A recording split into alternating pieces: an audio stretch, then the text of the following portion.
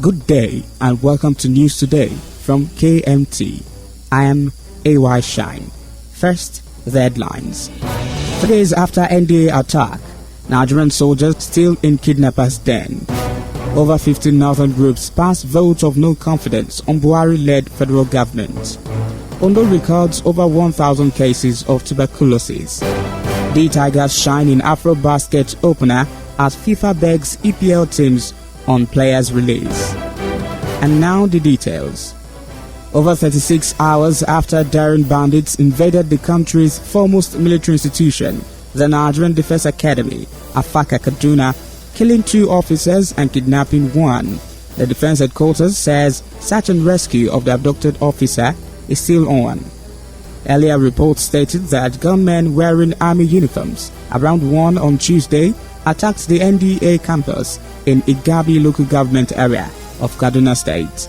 The bandits who broke the fence of the institution had headed in different parts of the premises and caught the officers on duty off guard. 2 officers lost their lives in the attack, while the fate of the kidnapped officer delicately hangs in the balance. The officers killed by the gunmen were Lieutenant Hula and Flight Lieutenant Okoronkwo, while one Major Christopher Datong was said to be missing. Following the invasion of the Nigerian Defense Academy, Kaduna, a coalition of 52 northern groups, CNG, has passed a vote of no confidence in the federal government over what it called a failure of the authorities in the vital area of providing security of lives and properties. The coalition spokesperson, Abdulaziz Suleiman, in a statement on Wednesday evening, claimed that the attack on the military academy signified a dangerous loss of control of the nation's territory and of the monopoly on the legitimate use of physical force by the government. The statement says the federal and most northern states' executives barely function today, while the legislature, judiciary and bureaucracy and security forces have lost their capacity and professional independence, thereby creating a huge vacuum in the political will and capacity of government. It states that while effective governments provide core guarantees to its citizens in the realms of security, economics and politics, the current administration has assumed the reputation of being insensitive with the level of waste and impunity exhibited at the wedding of the president's son in Kano. The National Tuberculosis, Brulee, Ulcer and Leprosy Control Program has revealed that Ondo State has detected a total of 1,106 cases of tuberculosis. According to the agency, the cases were recorded between January and June 2021 across the 18 local government areas of the state. The Ondo State coordinator of the program, Dr. Oluwafemi Aina, reviewed the development in Akure, the state capital, on Wednesday. He added that the country is battling with the spread of COVID-19 pandemic. The fight against tuberculosis was also ongoing, and the agency had been embarking on a series of campaigns across the country. Members of the Joint Health Sector Union, University of Ilorin Teaching Hospital Chapter, on Wednesday declared an indefinite strike over the non-payment of promotion and skipping of allowances. Reports indicate this is the second time in less than 2 months that JOESU members of the UITH chapter will be embarking on a strike action to press home same demands. Mr. Olutunde Oluwawumi, the chairman of JOESU Youth Chapter, declared the industrial action during an emergency congress of the union in Ilorin. He noted that their request borders on workers' series of arrears. He alleged maladministration for National Health Insurance Scheme for the union members and what they called out of stock syndrome, adding that these issues have not been addressed. You're listening to News Today from KMT. Still ahead, foreign news, entertainment gist and sports. For more information, breaking news, entertainment, movies, sports and more, please join our Telegram channel, Keke Awada Media Touch. Like our Facebook page, Keke Awada Media Touch, and subscribe to our YouTube channel, Keke Awada Media Touch. Thanks for staying with us. And now the rest of the news. On the foreign scene, the death toll has risen from the shooting near the French embassy in Tanzania. 3 police officers and a private security guard have been killed by a gunman in the economic hub of Dar es Salaam. the unidentified shooter was killed. Head of police operations Lebatu Sabes told reporters that the motive of the gunman was still unknown. 6 other people were also injured.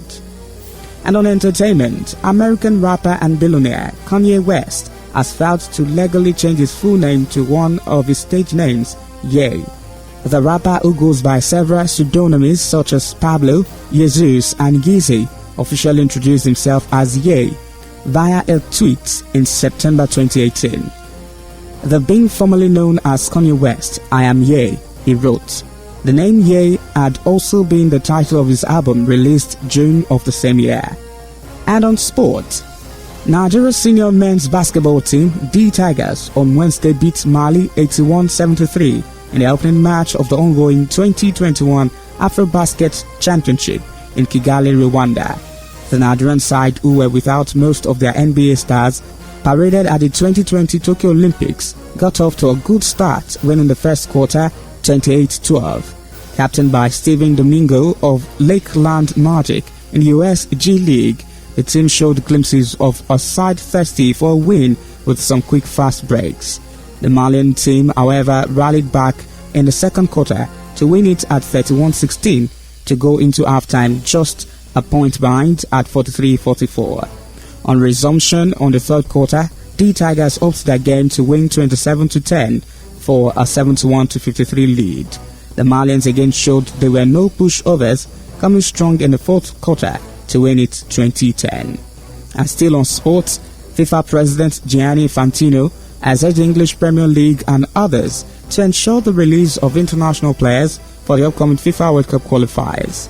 Infantino said this in a statement on FIFA's website on Wednesday after the EPL stated that it will not release players for matches in COVID-19 red list countries.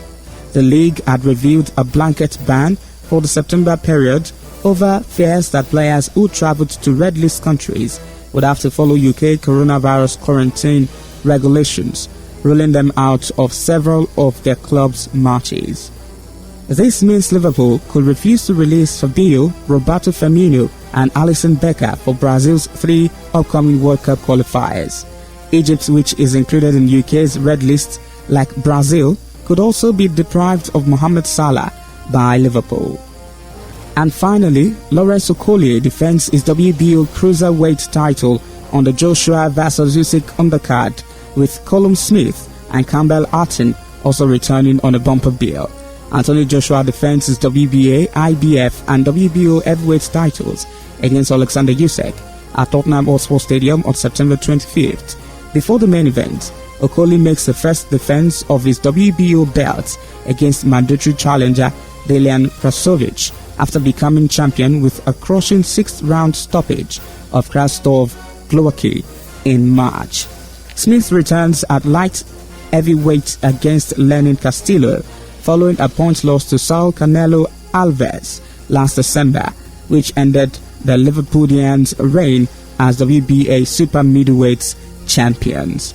And to end KMT News, another look at the major stories.